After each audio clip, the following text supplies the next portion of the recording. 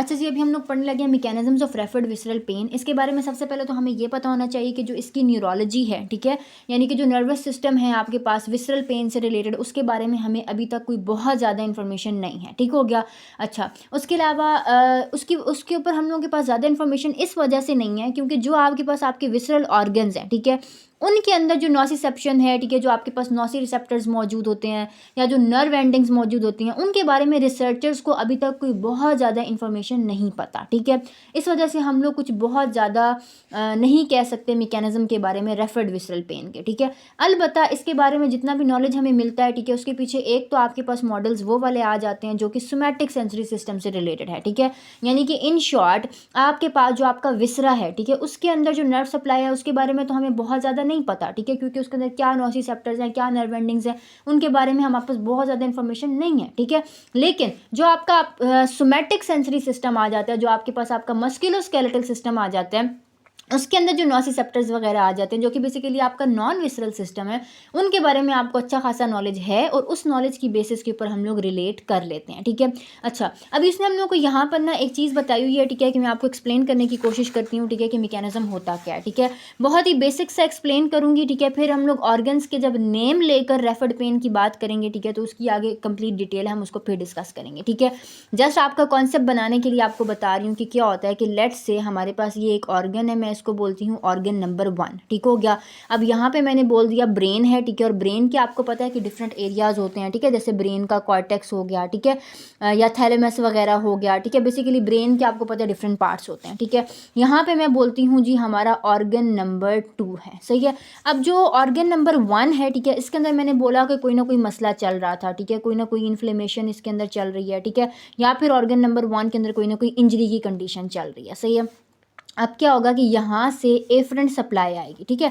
Efferent के बारे में आपको पता है कि जो जाहिर सी बात है न्यूरॉन्स होंगे, ठीक है, मैसेजेस लेकर जाएंगे, ठीक है, अवे फ्रॉम द ऑर्गन, ठीक है, जो आपके पास सप्लाई टुवर्ड्स द ब्रेन जाएगी, जो आपकी बेसिकली सेंसरी सप्लाई होगी, ठीक है।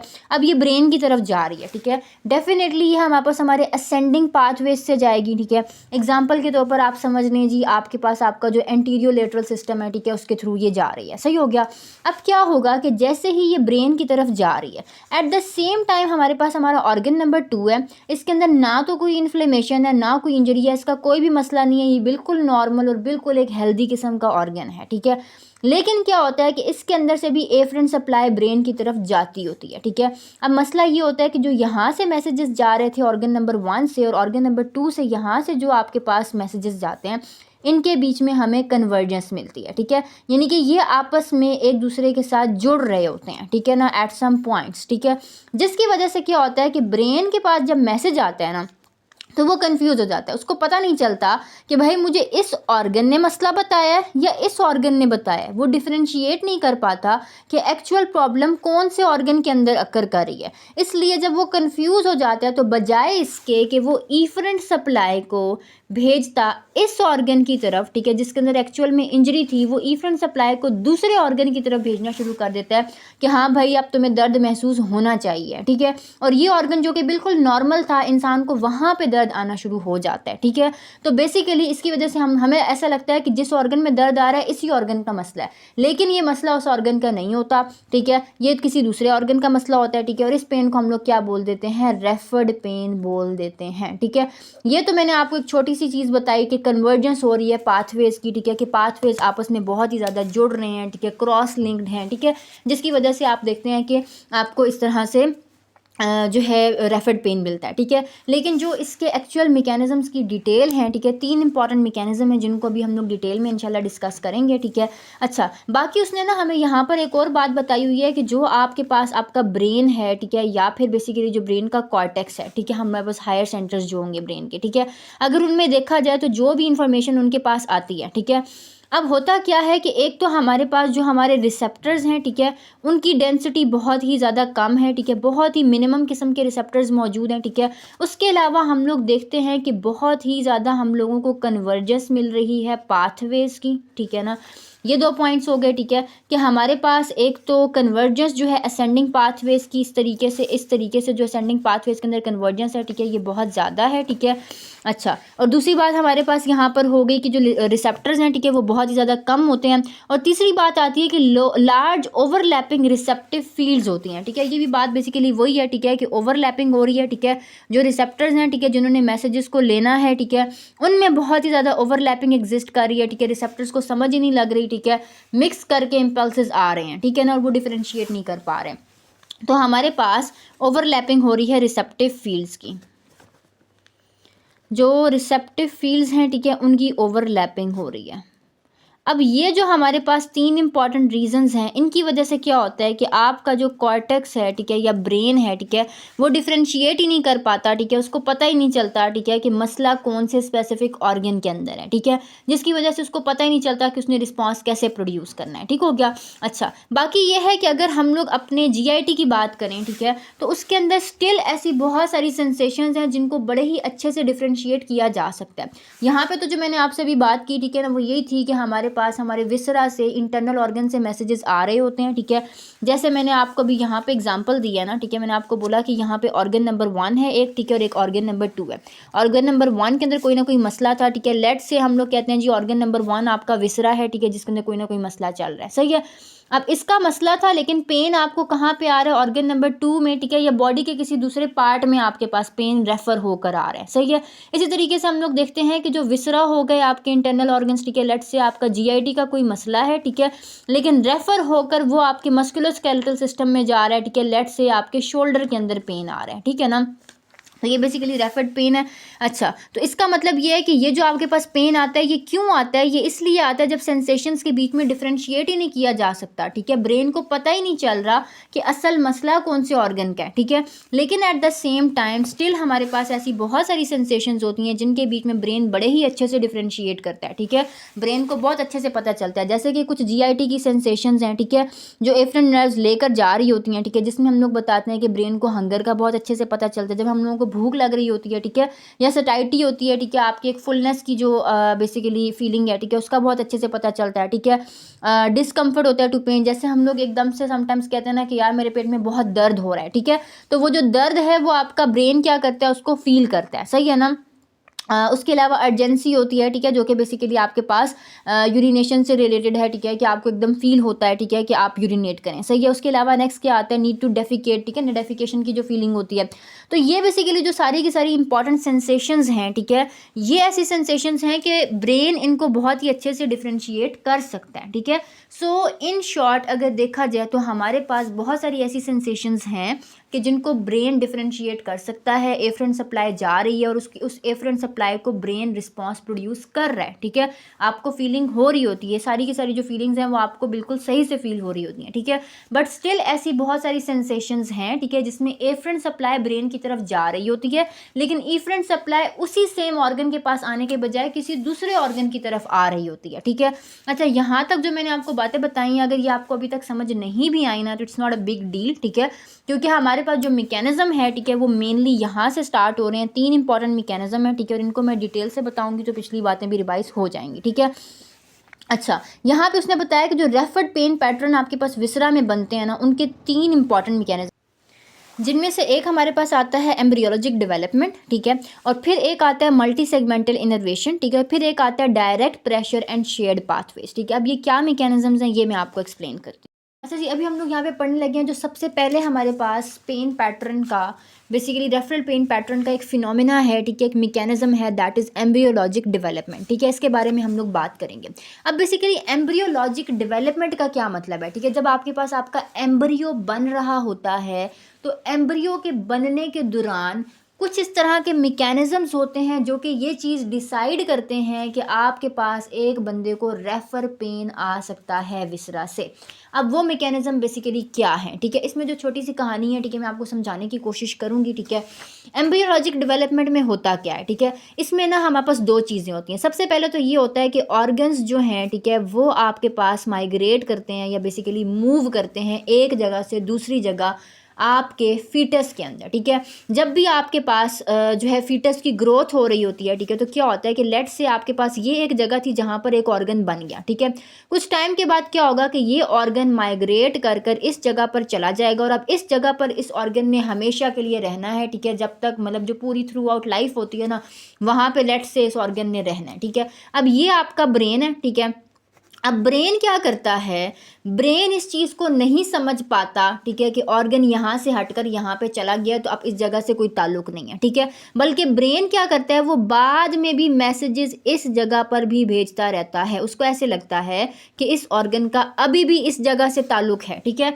लेट्स से हमारे पास यहाँ पे हमारा एक ऑर्गन मौजूद था, ठीक है। जैसे मैं बोल देती हूँ जी कि यहाँ पे ना हमारा क्या कह देते हैं, गट था, ठीक है। जैसे हमारे पास बेसिकली जो आपका जीआईटी है, ठीक है, वो यहाँ पे मौजूद था, ठीक है। और इसके साथ क्या चीज़ मौजूद थी, चेस्ट मौजूद थी लेट्स से, ठीक है। अब क्या हुआ जी, शुरू में ये चीज़ हुई, ठीक है, कि एक जो एम्ब्रियो था, ठीक है, उसकी फॉर्मेशन हो रही थी शुरू के मतलब कुछ टाइम पीरियड था।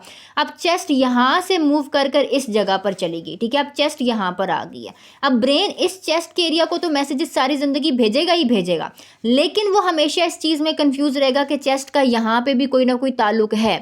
तो इसमें क्या होगा कि जब भी कोई ना कोई मसला चेस्ट का आएगा तो बजाय इसके कि वो चेस्ट को उसकी ओरिजिनल जो पोजीशन है, ठीक है, वहाँ पे मैसेज भेजे, जो कि अब बेसिकली चेस्ट की असल पोजीशन है जो उसने एक्वायर कर ली है, वहाँ पे मैसेज भेजने के बजाय जो उसकी पहले पोजीशन हुआ करती थी वहाँ पे वो मैसेजेस भेज सकता है, ठीक है। जिसमें क्या होगा जी, कोई ना कोई चेस्ट का मसला है, ठीक है, लेकिन दर्द कौन से एरिया के ऊपर आ रहा है, गट के एरिया के ऊपर आ रहा है, जीआईटी के एरिया के ऊपर आ रहा है, क्योंकि पहले चेस्ट जो है वो जीआईटी या गट का बेसिकली पार्ट था, ठीक है। समझ आ रही है ना, इसको हम लोग मजीद देखते हैं। नेक्स्ट उसने हम लोग को बताया, एक तो ये मैकेनिज्म है, ठीक है, कि ऑर्गन जब अपनी जगह से हट जाता है, ठीक है, तो ब्रेन को समझ नहीं आती कि ऑर्गन वहाँ से हट गया तो अब मेरा वहाँ से कोई ताल्लुक नहीं है। तो ब्रेन क्या करता है, ऑर्गन अपनी जगह से हट भी जाए, ठीक है, फीटल डेवलपमेंट के दौरान जब आपके पास ऑर्गन मूव भी कर जाता है, ब्रेन फिर भी पुरानी जगह पे मैसेजेस लगातार भेजता रहता है, ठीक है। तो एक तो ये हो गया जिसकी वजह से उस पुरानी जगह के जो ऑर्गन्स होते हैं वहाँ पे आपके पास रेफर पेन आ रहा होता है, ठीक है। जो दूसरा मैकेनिज्म है ना, वो ये है कि आपके पास आपके ऑर्गन्स जब डिफरेंट लेयर्स से बन रहे होते हैं ना, ठीक है। हम लोग जब एम्ब्रियोलॉजी को पढ़ते हैं, ठीक है, तो एम्ब्रियोलॉजी में हम लोग क्या चीज़ पढ़ते हैं, ठीक है, हम लोगों ने उसके अंदर पढ़ा था जी, मीजोडर्म होती है, एक्टोडर्म होती है, एंडोडर्म होती है, डिफरेंट लेयर्स होती हैं, ठीक है। उन लेयर्स में से हम लोग पढ़ते हैं जी, फ़लाँ लेयर जो है आपकी बॉडी का फ़लाँ ऑर्गन बना रही है, फ़लाँ लेयर जो है वो फ़लाँ ऑर्गन बना रही है। तो अगर हमारे पास लेट से ये दो ऑर्गन है और ये सेम लेयर से बन रहे हैं, ठीक है, एम्ब्रियोनिक जो लेयर होगी आपके पास सेम किस्म की लेयर से बन रहे हैं, लेट से दोनों ऑर्गन आपके पास मीजोडर्म से बन रहे हैं, ठीक है। तो जब दो ऑर्गन सेम किस्म की लेयर से बन रहे होते हैं तो तब भी जो उनकी इनर्वेशन है वो आपस में कंफ्यूज हो जाती है, उनकी इनर्वेशन आपस में मिक्स हो जाती है, ठीक है, कि जो नर्व सप्लाई एक ऑर्गन की तरफ जानी चाहिए थी वही नर्व सप्लाई दूसरे ऑर्गन को भी मिल रही होती है, ठीक है। और ये बेसिकली दो इंपॉर्टेंट आपके पास मैकेनिज्म्स हैं, ठीक है। इनकी मैं ज़रा आपको डिटेल में एग्जांपल्स देती हूँ, ठीक है, फिर आपको ये चीज़ मजीद क्लियर हो जाएगी। अच्छा, पहली चीज़ तो हमें ये पता होना चाहिए, यहाँ पे थोड़ा सा उसने मेंशन किया हुआ है कि जैसे आपकी किडनीज़ हैं, लिवर्स हैं, इंटेस्टाइन्स हैं, ठीक है, तो 3 वीक्स का ही फीटस होता है तो तब ये बन जाते हैं, सही हो गया। अच्छा, उसके बाद कहते हैं डे 19 में क्या होता है कि नोटोकॉर्ड है, ठीक है, जो कि बेसिकली आपके स्पाइनल कॉलम को बना रही होती है, वो क्लोज हो जाती है। डे 21 में ये होता है कि आपका हार्ट जो है वो बीट करना शुरू कर देता है, ठीक है। अब यहाँ पे जो मैंने एग्जाम्पल्स की बात की है एम्ब्रियोलॉजिक डेवलपमेंट को समझने के लिए, वो मैं आपको दे देती हूँ, ठीक है। 2 मेजर कॉन्सेप्ट हमने सिंपल से पढ़ लिए हैं, ठीक है, उनको हमने हमेशा याद रखना है। वो ये है जी कि एम्ब्रियोलॉजिक डेवलपमेंट के अंदर या तो बेसिकली क्या करेगा, ऑर्गन माइग्रेट कर जाएगा, अपनी जगह से मूव करेगा, लेकिन ब्रेन फिर भी उसकी पुरानी जगह के ऊपर मैसेजेस भेज रहा है, क्योंकि ब्रेन को नहीं पता कि ऑर्गन वहां से हट गया, ठीक है। उसकी नई जगह पे भी मैसेज भेज रहा है, लेकिन पुरानी जगह पे भी मैसेज भेजेगा, और पुरानी जगह पे उस वक्त जो ऑर्गन मौजूद होंगे, ठीक है, उनके अंदर आपको महसूस होगा, पेन महसूस होगा, या जो मैसेजेस भी ब्रेन भेज रहा है वो आपको वहां पे सेंसेशंस फील होना शुरू हो जाएंगी, ठीक है। और दूसरा ये है कि जब ऑर्गन सेम लेयर से बनते हैं, ठीक है, तो फिर चांसेस होते हैं कि उनके बीच में एक का पेन दूसरे के अंदर आ सकता है, ठीक है। अब हम लोग इसको देखते हैं, ठीक है, इसकी कुछ एग्जांपल्स हैं, ठीक है, जिसके अंदर उसने हम लोग को सबसे पहले तो बताया हुआ है, जो मैंने आपको अभी एक्सप्लेन किया था चेस्ट का, ठीक है, कि चेस्ट जो है, ठीक है, एम्ब्रियोलॉजिकली ये गट का हिस्सा थी, ठीक है। पहले जब हमारे पास एक छोटा बच्चा होता है, ठीक है, और उसकी शुरू में फॉर्मेशन हो रही होती है, फीटस की फॉर्मेशन हो रही होती है, तो उस वक्त जो चेस्ट है, ठीक है, वो गट का हिस्सा होती है, ठीक है। इसकी वजह से आपके पास कोई भी जो इंट्राथोरेसिक पैथोलॉजी है, आपके चेस्ट के एरिया के ऊपर कोई भी पैथोलॉजी, अब आपको पता है चेस्ट के अंदर आपके लंग्स मौजूद होते हैं, डायफ्राम होता है, ठीक है, तो चेस्ट के एरिया के अंदर आपके ये ऑर्गन्स मौजूद है ना, तो चेस्ट के एरिया का कोई भी मसला आएगा तो क्योंकि वो गट का हिस्सा हुआ करती थी पहले, ठीक है, तो हमारे पास जो रेफर पेन है वो हमारे एब्डोमेन में आ सकता है। मिसाल के तौर पर उसने बताया जी लंग्स का ही मसला है, ठीक है, जैसे प्लूराइटिस हो गया, नमूनिया हो गया। अब देखिए हम लोग जो इस तरह की कंडीशंस होती हैं, COPD वगैरह हो गया, इसके अंदर हम लोग ये पढ़ते हैं ना कि बंदे को कफिंग हो सकती है, बंदे की स्प्यूटम प्रोडक्शन हो सकती है, बंदे को डिस्निया हो सकता है, ठीक है, इस किस्म के सारे सिम्टम्स आते हैं। तो वो सिम्टम्स तो आते ही आते हैं, ठीक है, लेकिन उसके अलावा हम लोग क्या देखते हैं कि बंदे को रेफर पेन एब्डोमेन की तरफ भी आ सकता है। इसका मतलब ये है कि अगर एक बंदे को एब्डोमिनल पेन हो रहा है, उसको लेट से वो कहता है मेरे पेट में दर्द हो रहा है, ठीक है, तो ज़रूरी नहीं है कि उस वक्त उसके GIT का ही मसला हो, ठीक है, हो सकता है कि वो पेन रेफर होकर चेस्ट से आ रहा हो। क्यों? क्योंकि चेस्ट एम्ब्रियोलॉजिकली गट का हिस्सा हुआ करती थी, ठीक है। दूसरी एग्जाम्पल की तरफ चलते हैं जी। दूसरी एग्जाम्पल हमारे पास है पेरिकार्डियम की। अगर हार्ट की बात की जाए तो जो हमारे पास हमारा हार्ट है एम्ब्रियोलॉजिकली अगर इसको देखा जाए तो ये हमारे पास हमारे क्रेनियम का हिस्सा था, ठीक है, क्रेनियल स्ट्रक्चर बेसिकली था, यानी कि ब्रेन के पास था, ठीक है। लेकिन हार्ट के अराउंड एक लेयर होती है जिसके बारे में हम लोग पढ़ते हैं, जिसको हम कहते हैं पेरिकार्डियम, ठीक है ना, जो उसकी कवरिंग है, ठीक है। पेरिकार्डियम की बात की जाए तो ये बेसिकली हमारे पास जो हार्ट के आसपास है ये गट टिश्यू से मिलकर बनी हुई है, सही है। इसका मतलब ये है कि अगर तो पेरिकार्डियम का कोई ना कोई मसला होगा या हार्ट का कोई ना कोई इशू होगा तो वो रेफर पेन आपके एब्डोमेन की तरफ, आपके गट की तरफ भेज सकता है, ठीक है। जैसे मिसाल के तौर पर बंदे को मायोकार्डियल इन्फाक्शन हुई, ठीक है, या फिर बंदे को पेरिकार्डाइटिस हुआ, ठीक है, तो उसका पेन रेफर होकर एब्डोमेन में भी आ सकता है, ठीक हो गया। अच्छा, अब हम लोग जो है इसकी तीसरी एग्जाम्पल की तरफ चलते हैं, ठीक है, और जो तीसरी एग्जाम्पल है ना वो उसने दी हुई है ईयर की और किडनी की, ठीक है। अब होता क्या है कि जो ईयर और किडनी है, ठीक है, इन दोनों की बेसिकली शेप भी सेम है, ठीक है, ये चीज़ आपको पता है, ठीक है ना, कि हमारे पास जो ईयर है, सही है, इसकी भी इस तरह से करके शेप होती है, ठीक है, और किडनी की भी हमें पता है इस तरह से शेप होती है। तो बेसिकली एक तो ये जो दोनों ऑर्गन्स हैं इनकी शेप भी सेम होती है, उसके अलावा ये हमारे पास सेम टाइम के ऊपर बनते हैं, ठीक है, और तीसरी चीज़ ये है कि जिस एम्ब्रियोनिक लेयर से ये बन रहे हैं ना वो भी सेम है, ठीक है। एक तो टाइम सेम होता है इनका, उसके अलावा इन दोनों की शेप सेम है, उसके अलावा सेम एम्ब्रियोनिक टिश्यू से बन रहे हैं, ठीक है। ये किससे बनते हैं? बेसिकली ऑटो रीनल एक्सिस होता है हमारे पास मीजोडर्म का, जिससे दोनों बन रहे हैं, ठीक है। अब ऑटो का जो वर्ड है, ठीक है, ईयर के लिए यूज़ हो रहा है, रीनल जो है, ठीक है, ये आपके पास आपको पता है किडनी के लिए यूज़ हो रहा है, ठीक है। तो ऑटो रीनल एक्सिस होता है मीजोडर्म का, उससे बनते हैं, ठीक है। इसकी वजह से ये दोनों एक दूसरे के साथ बहुत ही ज़्यादा लिंक्ड हैं, ठीक है। अब इसकी क्या स्टोरी है जी? होता क्या है कि लेट से एक बेबी की बर्थ हुई है, ठीक है, और जैसे बच्चा पैदा हुआ है, ठीक है, तो देखा गया जी कि उसका तो कान है ही नहीं, ठीक है, एक साइड का उसका ईयर जो है वो एब्सेंट है, ठीक है। अब क्या होगा कि जो भी नर्सिंग स्टाफ होगा वो इस चीज़ को चेक करेगा कि क्या उसी साइड की उसकी किडनी प्रेजेंट है या नहीं है, ठीक है। तो उस वक्त उसकी इमेजिंग बहुत ही ज़्यादा इंपॉर्टेंट हो जाएगी, ठीक है, कि इमेजिंग करो, ठीक है, चेक करो कि वहाँ पे किडनी प्रेजेंट है या नहीं है, क्योंकि ये दोनों चीज़ें सेम किस्म के टिश्यू से बनती हैं, इस वजह से दोनों एक दूसरे के साथ लिंक्ड हैं, ठीक है।